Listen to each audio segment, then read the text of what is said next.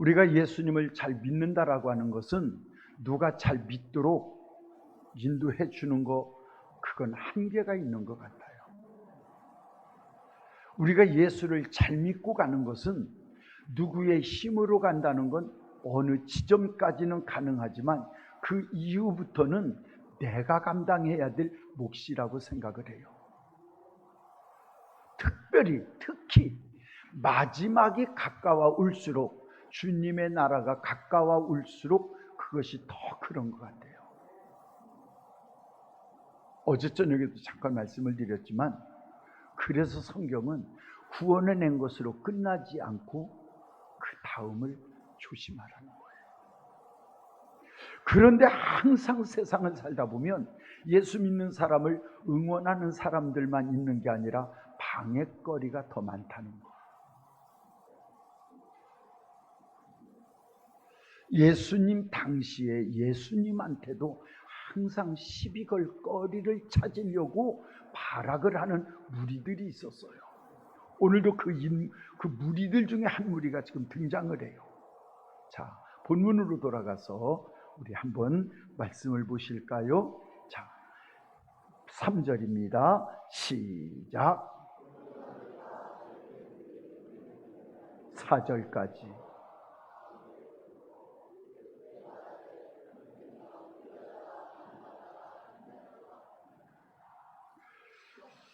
간음한 현장에서 여자를 잡아가지고 와서 예수님 앞에 와요. 예수님 보고 선생이여 라고 하는 건 사실은 높여서 하는 말이 아니고 너 똑똑하다, 잘났다, 이런 약간 비아냥이 섞인 내용이거든요.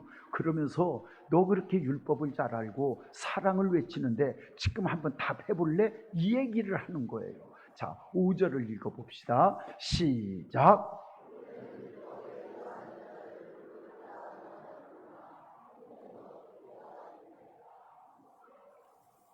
지금 간음 현장에서 잡힌 여인을 잡아가지고 와서 예수님한테 던지는 질문의 이유를 우리 다 잘 아시잖아. 모세 율법에는 이런 여인은 돌로 쳐 죽이라고 돼 있어요.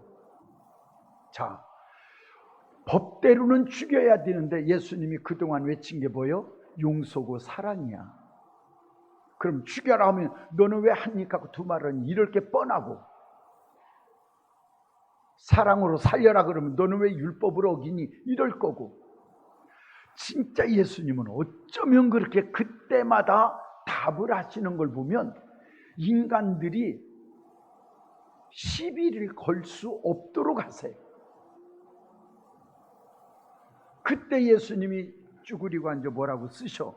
뭐 여기 뭐라고 썼다는 말을 여러 사람들이 또 여러 가지로 해석을 하는데 성경은 뭐라고 썼다는 내용이 없으니 그냥 우리 추측으로 말할 수 없어요. 그냥 하여튼 무언가 혼자 글씨를 쓰셨대. 그런데 자꾸 재촉을 하는 거예요. 빨리 말해봐라. 그랬더니 예수님이 일어나시면서 그 무리들을 둘러보시고, 자, 너희 중에 죄 없는 자가 이 여인을 돌로 쳐라. 너희 중에 죄 없는 자가 이를 돌로 치라 할 때 다 캥기는 게 있는 거야. 그러니까 그냥 한 사람 한 사람 다 떠나가고 나중에 보니 그 여인하고 주님 두 사람만 딱 남은 거야.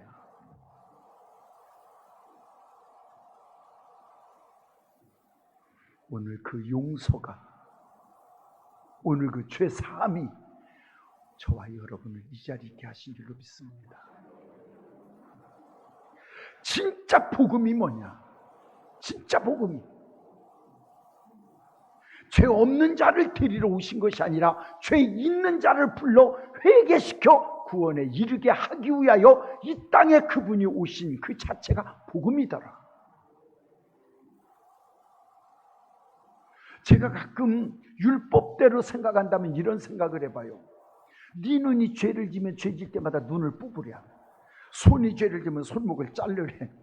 발이 죄를 지면 발목을 자르래. 내가 가끔 강단에서 설교다가 그 말씀이 딱 떠오르면 한 번씩 이렇게 돌아봐. 율법대로 했으면 여기 다 사람들 앉아있는 사람이 웃겼을 것 같아. 눈이 죄질 때마다 하나씩 빼고. 두 눈 가진 사람 누가 있을까? 손이 죄질 때마다 손목을 잘라버려. 여기 운전한 사람 누가 앉아 있을까? 여러분이 보는 나도 웃겼을 것 같고, 여기 서서 여러분을 보는 나도 우스울 것 같아. 근데 놀라워. 주님은 그런 죄인들을 불러 용서하시고 품어주셔.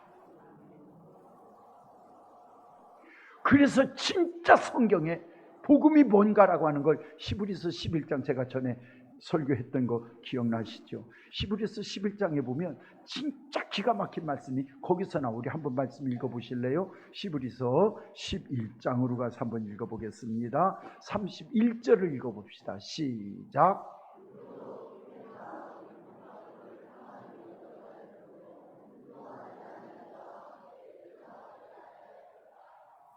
2절.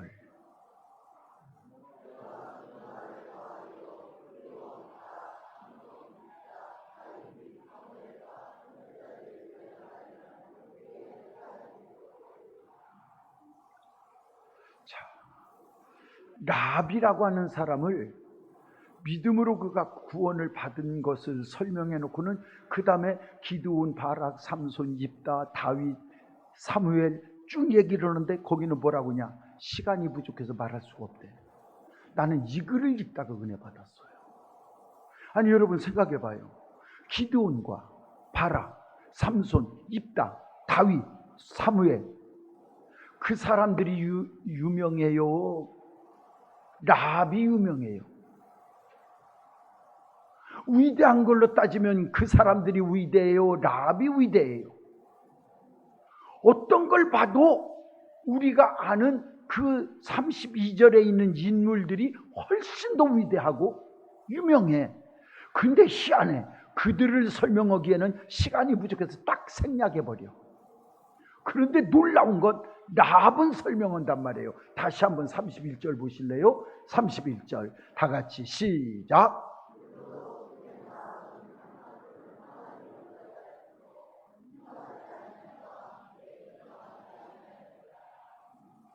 이 라합은 우리가 잘 알다시피 여호수아 2장에 가면 라합이라고 하는 여인이 등장을 하고 정탐꾼, 가나안 땅을 정탐하러 갔던 정탐꾼들과의 만남을 얘기해요. 어떻게? 그들을 숨겨줬더라. 왜? 그들을 숨겨줄 때 그가 한 말을 보면 그 믿음이 어떤 믿음이냐면, 하나님이 이 땅을 너희에게 주신 줄을 내가 알았다. 이 땅을 하나님이 심판하시는 걸 알았다. 즉 하나님의 계획은 누구도 말릴 수가 없고, 하나님은 심판주가 되시고, 하나님은 상천하지, 하늘에서도 땅에서도 하나님은 역시 하나님이시다. 하나님이 계획한 건 누구도 말릴 수 없다라고 하는 걸 거기서 라합이 고백을 해요. 그리고 그들을 감춰주며 뭐라고 하느냐면, 하나님이 이 땅을 너희에게 주실 때 나도 기억해줘라. 무슨 얘기야? 라합은 하나님이 심판주라는 걸 믿는 거예요. 라합은 하나님이 계획한 건 반드시 이루시는 분이라는 걸 믿는 거예요. 그런데 놀라워. 그 기생 라합이 성경에 믿음으로 구원받은 자의 대표적인 인물로 지금 딱 기록을 해놔요. 그걸로 끝나지 않아요. 성경에 보면 그 라합이라고 하는 인물이 살몬이라고 하는 사람과 결혼을 해요. 그래서 아들을 낳아요. 그 이름이 보아스예요. 우리가 잘 아는 그 보아스가 루시라고 하는 이방 시어머니를 따라서 왔던 이방 여인과 결혼을 해요. 과부죠? 그 과부와 결혼을 해. 그래서 또 아들을 낳아요.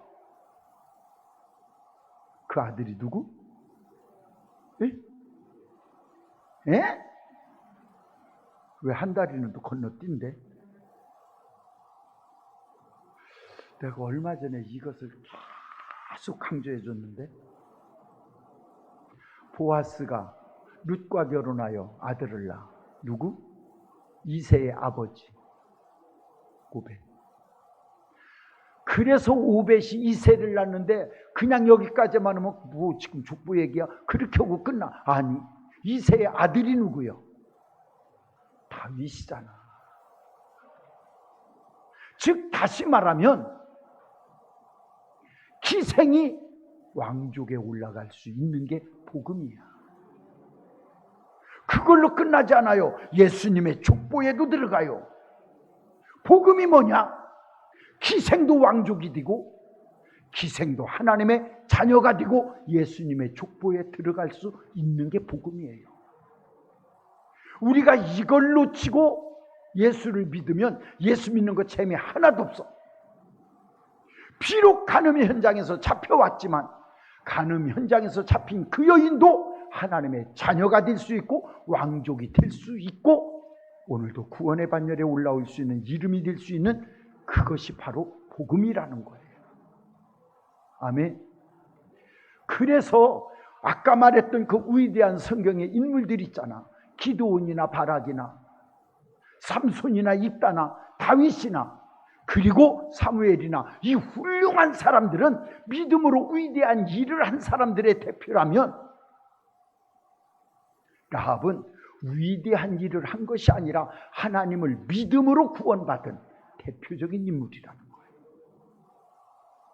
오늘 이 본문을 통하여 우리 주님이 진짜 하시고 싶은 말씀이 뭐냐? 마지막 절 한번 읽어보실래요? 본문으로 돌아가서 마지막 절 시작.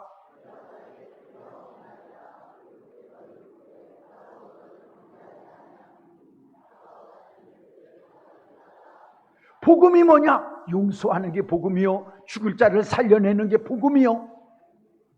그런데 오늘 이 여인을 통하여 우리 주님이 하시는 말씀 속에 한 가지 뽑아 먹을 게 있어요. 용서하세요. 왜 그러냐? 따라 하실래요? 인간이니 그럴 수 있다. 우리 항상 죄질 가능성을 안고 사는 인간이잖아요. 인간이니 그럴 수 있다는 거야. 그래서 용서해 주시는 거예요. 나 이 설교를 준비하다가 옛날 연속곡 하나가 생각났어. 미시리가 나왔던 역사극이 뭐였지? 응? 주몽이었어? 선덕여왕. 나 그 미시리에서 선덕여왕에서 그 미시리가 했던 말이 이 말을 하려니까 딱 생각나는 거야. 자기 아랫사람이 무슨 실수를 했어. 그때 뭐라고 하느냐? 그럴 수 있다. 그런데 미시리의 사람은 그럴 수 없다. 나 그 말이 딱 떠올라. 그러니까 용서가 안 되는 거야. 지 아랫사람이 그런 게.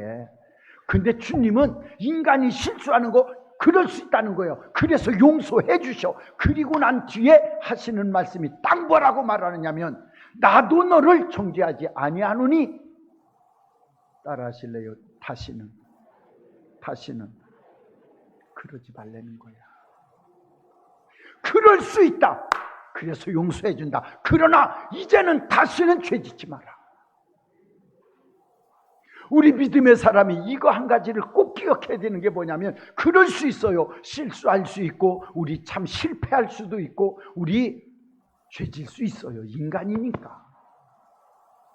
그러나 하나님 앞에 용서받았다면 다시는 그렇게 하지 않기 위하여 몸부림침이 있는 삶을 살아야 그 믿음이 진짜라는 거예요. 그럴 수 있다. 인간이니까. 그러나 반복되어 그러는 것 안 된다는 거예요. 그걸 성경에서는 개 같은 삶을 산다라고 말을 해요. 왜? 개가 지 입으로 토해냈던 걸 또 핥아먹잖아. 그래서 성경은 오늘 이 말씀을 통하여 우리에게 주시는 말씀이 뭐냐? 용서해 준다. 그게 복음이니까. 그러나 구원받고 용서받은 걸로 만족하지 말고 이제는 다시는 그렇게 살지 않기 위하여 그 자리로 돌아가지 않기 위하여 몸부림을 치는 삶이 이제는 네게 있어야 된다. 그 싸움이 있어야 된다는 거예요. 왜? 우리는 이 땅의 삶이 다가 아니니 목적지가 다른 삶을 살아야 된다는 거예요. 그래서 어제 저녁에 말씀드린 그 누가복음 21장의 그 말씀이 그래서 나오는 거예요. 누가복음 21장으로 가서 34절을 한번 볼게요. 시작. 구만 내가 구원을 받아 아까 미리 모두에 말한 것처럼 어느 선까지는 누구의 도움으로 갈 수 있어요. 그러나 끝까지 남의 도움으로만 갈 수 있는 것이 아닌 게 오늘 우리 신앙생활이라니까. 이제 어느 정도 도달했으면 따라하실래요? 본인 스스로 알아서 이 얘기야. 이제 네가 구원을 받은 자고 구원의 반열에 들어온 자라면 과거 일을 청산하고 이제는 스스로 다시 그 길로 가지 않기 위하여 조심하라는 거야. 그렇지 않으면 방탕함과 술 취함으로 그리고 세상의 염려가 너를 짓눌러 너를 멸망으로 졸지에 빠뜨릴 수도 있다. 다시 읽어보실래요? 11절 시작.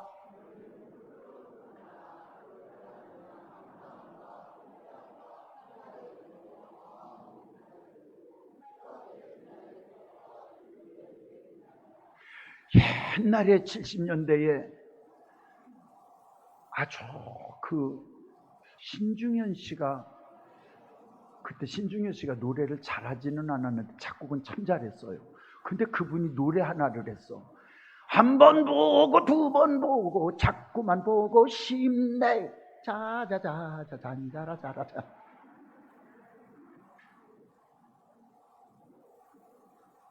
죄라고 하는 것은 한 번 짓고 두 번 짓고 나면 자꾸 저도 죄인 줄을 모르는 게 죄예요. 왜? 오늘 성경이 말하잖아. 자기가 스스로 방탕으로 가다 보면 둔하여져서 깨달음이 없는 거예요. 둔하여져서. 그래서 스스로 조심해서 영적으로 둔하여지지 않도록 갈고 다듬는 일을 끊임없이 해야 돼. 왜 이렇게 살아야 되느냐? 35절을 한번 볼게요. 35절 시작.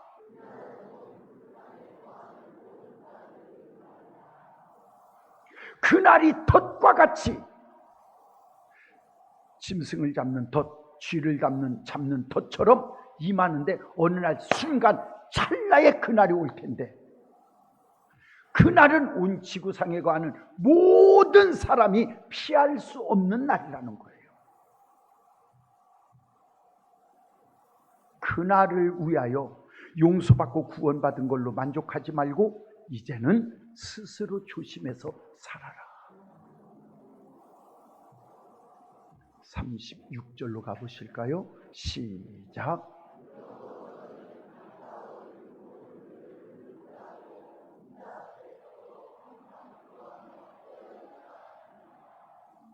이제 너희가 용서받았고 구원의 반열에 옮겨져서 천국을 바라보고 가는 사람이요 이 지구상에 있는 모든 사람이 피할 수 없는 날을 맞이하게 될 텐데 이것을 피할 수 있는 거기서 구원의 반열에서 우리가 온전히 천국 상급까지 누릴 수 있는 길이 딱 하나 있다. 그건 어떻게? 예수 안에서 기도에 힘써라.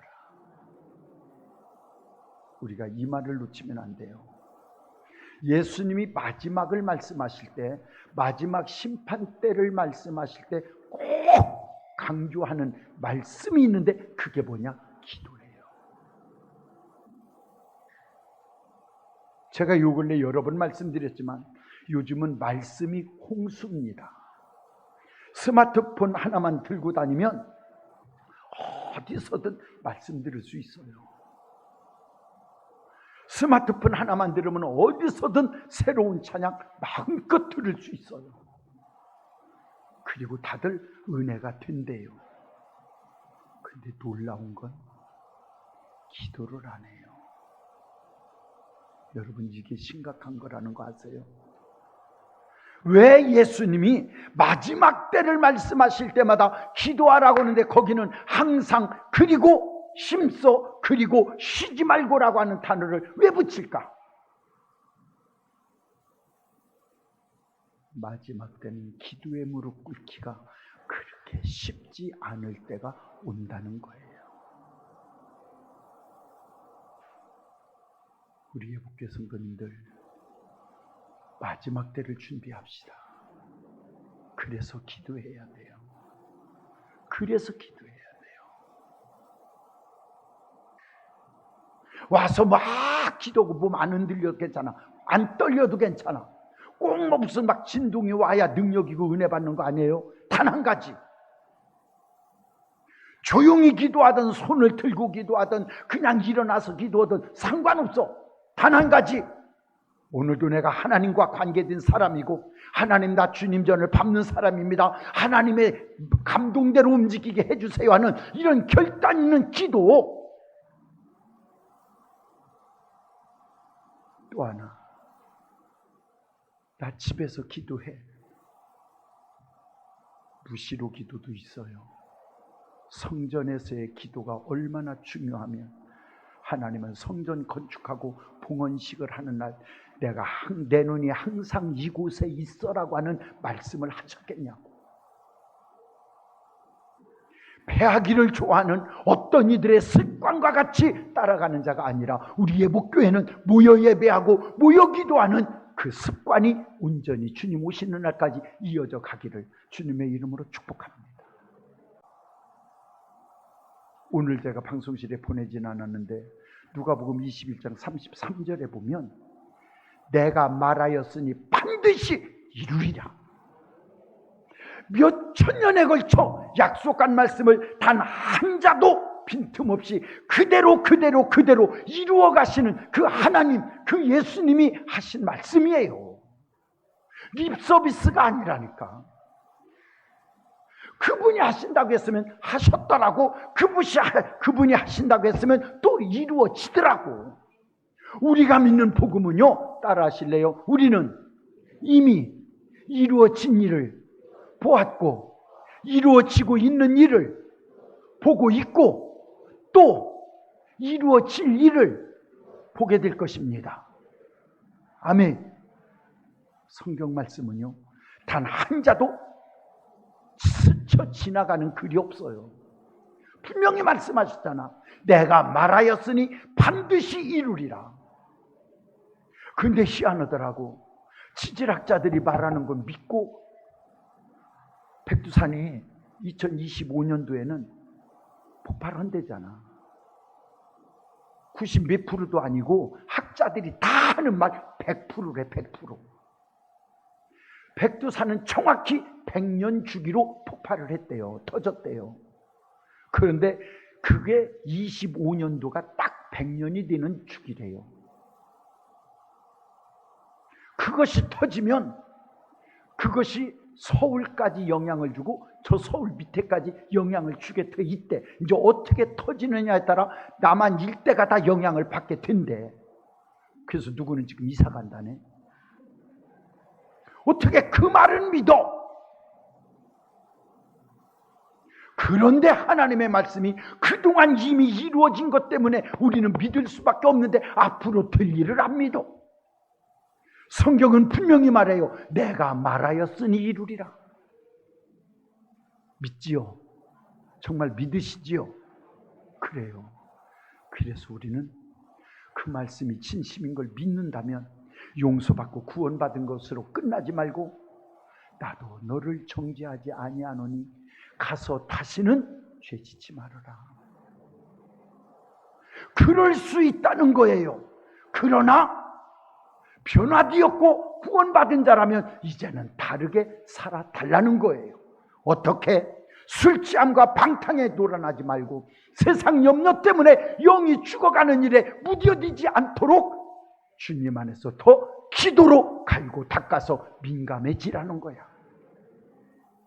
이것이 오늘 교회가 사는 길이고 우리 영이 사는 길인 줄로 믿습니다. 사람은 사람의 뇌는 뭘 기억해? 네. 익숙된 좋은 걸 기억하는 게 아니고 익숙된 걸 기억하는 거예요. 그래서 무엇에 한번 중독이 되면 벗어나기가 쉽지 않은 게 이미 거기에 익숙이 돼서 자꾸 되는 그걸 우리로 하여금 하도록 건드리는 거예요. 나는 그래, 부부간에도 자꾸 저 사람 못된 거 잘못했다고 내가 고치겠다고 했으면 10번 하던가 9번으로 줄어들고 한 번을 안 하면 한 번은 줄어들었구나. 왜? 이 뇌가 익숙된 게 한 번에 싹 바뀌질 않는다니까. 차츰 물이 빠지면서 또 새물이 들어오면서 물이 빠져나가듯이 그렇게 빠져나가기 때문에 10번 하던 게 9번으로 줄어들면 한 번은 변했구나. 그래야지 아이고 그럴 줄 알았어, 내가 얼마나 가나 두고 보자 그랬다, 이러지 마라. 왜? 이미 익숙된 게 그 사람을 움직이고 있으니. 그러나 한 번 죽이고 2번 죽이고 3번 죽이다 보면 5번은 줄어들게 될 줄로 믿습니다. 근데 또 줄어들고 또 줄어들다 보면 또 한 번으로 줄어들게 될 것이고 나중에는 그것도 없어져 이제 좋은 것으로 길들여지지 않겠어요? 똑같아. 신앙생활도 잘못 길들여졌거들랑 적당이라고 하는 것에 길들여지지 말고 철저함으로 길들여져서 잘못 길들여진 거 빨리 바꾸십시오. 그래서 좋은 것이 나에게 길들여져 좋은 것이 나를 움직여 갈 수 있도록 바뀌어질 때 우리는 비로소 하나님의 기쁨이 될 줄로 믿습니다. 제가 어저께 어느 가정 신방을 갔어요. 신방을 가서 얘기하는 중에 어느 청년이 이런 얘기를 해. 자기가 돈 벌려고 하면 100억 버는 것도 어렵진 않겠더래. 그런데 이게 하나님의 자녀로 옳은 방법일까? 라고 하는 고민을 하다 보니까 아니다 싶으니까 정리하는데 쉬워지더래. 그래서 내가 그때 그런 얘기를 했어. 그래, 바로 그거야. 신앙인들이 갈등하고 사는 이유가 뭔 줄 아니? 정체성이야. 내가 하나님의 자녀라고 하는 정체성을 분명히 갖고 있으면 무엇을 거절하는데도 어렵지 않아. 무엇을 버리고 던지는데도 어렵지 않아. 아직도 내가 신앙인으로 이것저것 버리지도 못하고 끌어안고 있고 이것도 저것도 버리지 못하고 아직도 나쁜 습관에서 이러고 있다면 이유는 간단해. 아직 내가 하나님의 자녀라고 하는 정체성이 분명하지 않다는 거야. 우리 예복교 성도님들, 주님은 우리를 불러내시고 구원해 내셨습니다. 용서하셨습니다. 그리고 마지막 하십니다. 이제 다시는 죄짓지 말아라.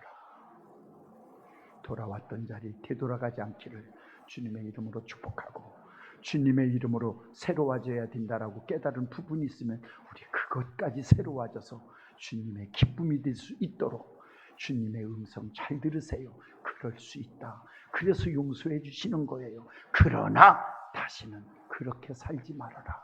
그것이 주님이 우리에게 원하는 삶인 줄 믿고 이 삶이 오늘 저와 여러분에게 함께 주어지는 기회가 되기를 주님의 이름으로 축복합니다.